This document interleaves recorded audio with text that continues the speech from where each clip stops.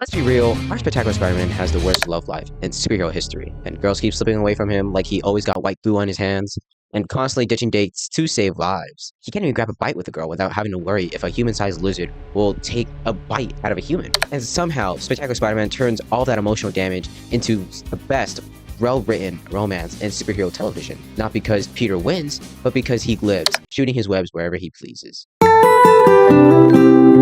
And to give some background on Spectacular Spider-Man, it was a show that got aired in 2008, 2009. Spectacular Spider-Man was voiced by Josh Keaton, the GOAT, voice actor for Spider-Man, I believe. And had a great supporting cast that really covered his high school years, essentially his 2 years in high school, right? Because it gets prematurely cut and canceled in the worst way possible.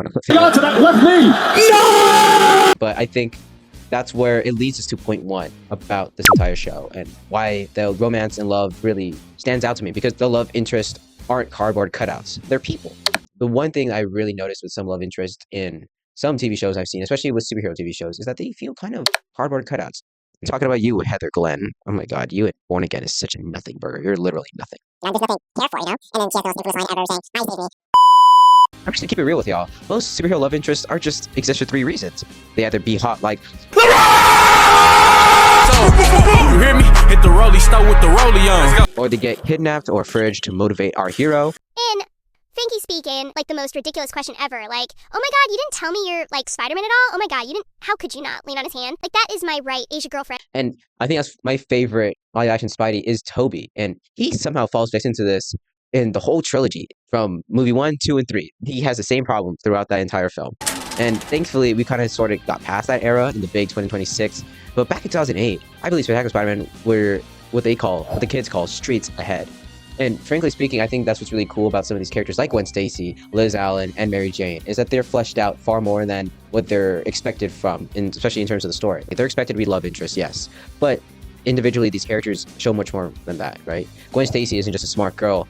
She's Peter's intellectual equal who cares for people, even when they're struggling, literally putting her own happiness aside for the sake of others. For example, being with Harry Osborn, and especially during a time where it was such a rough time where he's literally an addict to drugs, and she literally has to be with him during that time. For Liz Allan's case, she isn't just a snobby, popular cheerleader that what could have been came across for most of that show, right?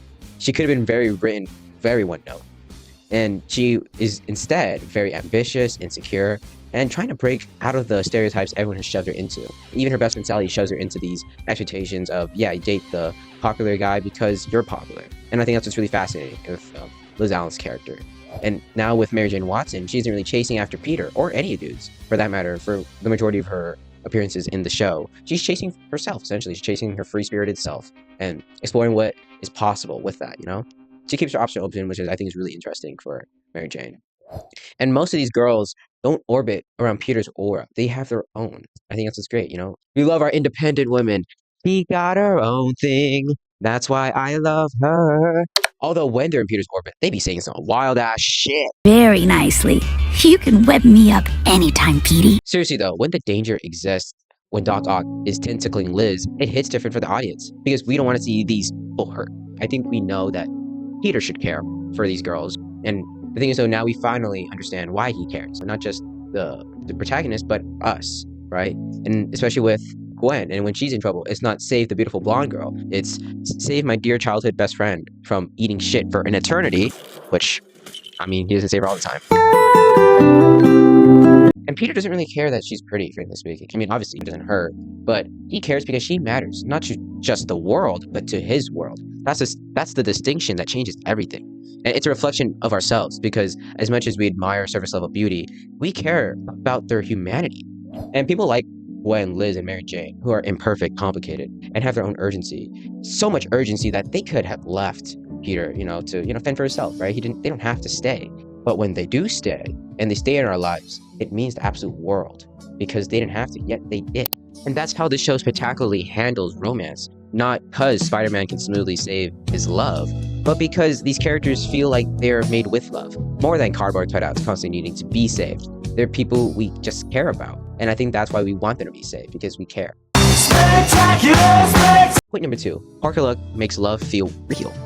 And let's just keep it an absolute buck with y'all. Being Spider-Man is blue-balling Peter Parker, and that's just a fact.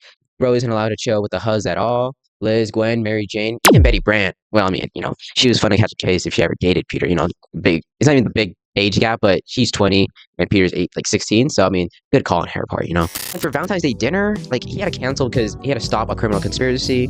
And chilling with his girl at a party, he literally had to fight a beach, for God's sakes. Then chilling at Coney Island, Peter had to fight a guy with a third leg. Probably a little more than that. And imagine getting stood up because your boyfriend had to stop terrorism across the city. And that's the thing, because you really can't get mad. Because even if you knew, Peter wouldn't tell anyone about it.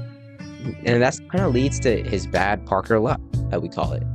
It's a lot of consequences that I feel like us Spidey fans like to see Peter Parker suffer to help us cope with our own misery. Peter doesn't miss dates because he's careless. He misses them because he's responsible, and because he feels so responsible and guilty over his uncle's death, he can't even let that happen to anyone else.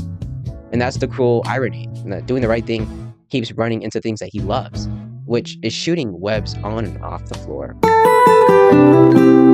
And while I don't pull any huzz like how Peter be webbing up, it's just life pulling you in 6 or 7 different directions at once.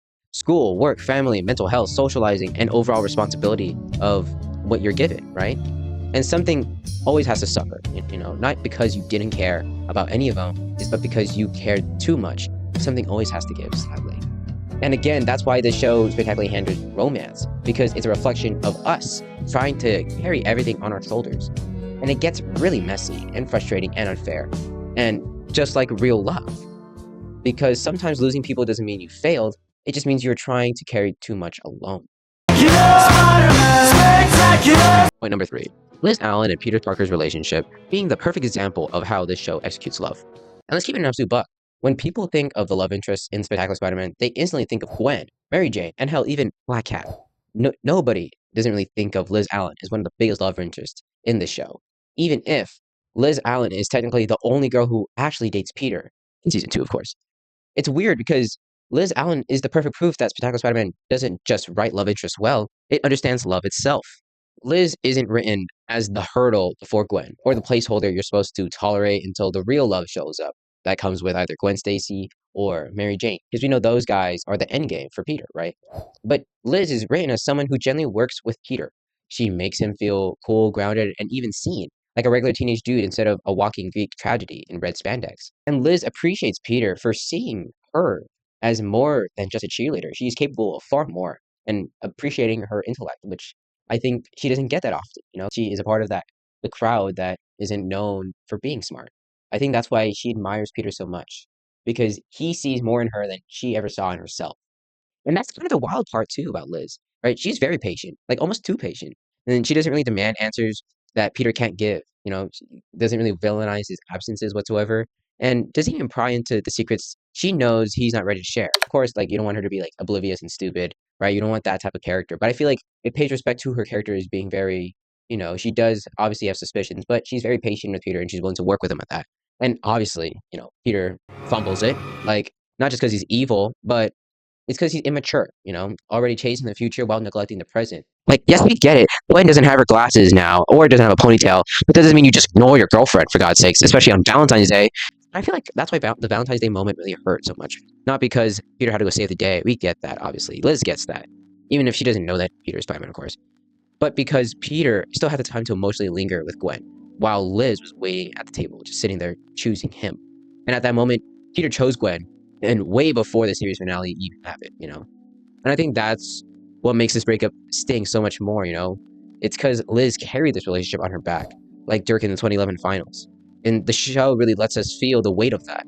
And when it ends, it doesn't frame Liz as a failure, as that obstacle that we kind of expected to happen, right? It frames this loss of a relationship as the cost of growing up a little too late. And it's not just because this is bad romance writing whatsoever. It's just a reflection of life and a reflection of what it's like to constantly keep working at something that someone else isn't willing to give. And that's the thing, that's where this really hits for me, especially how Liz is as a character, of course. Like, you could tell that Liz literally tolerated and was patient for so much, trying to make things work with Peter. But you can obviously tell that it bit her in the ass at the end, because obviously Peter wasn't willing to work with her the same way. That's why it strikes a chord in me with this character.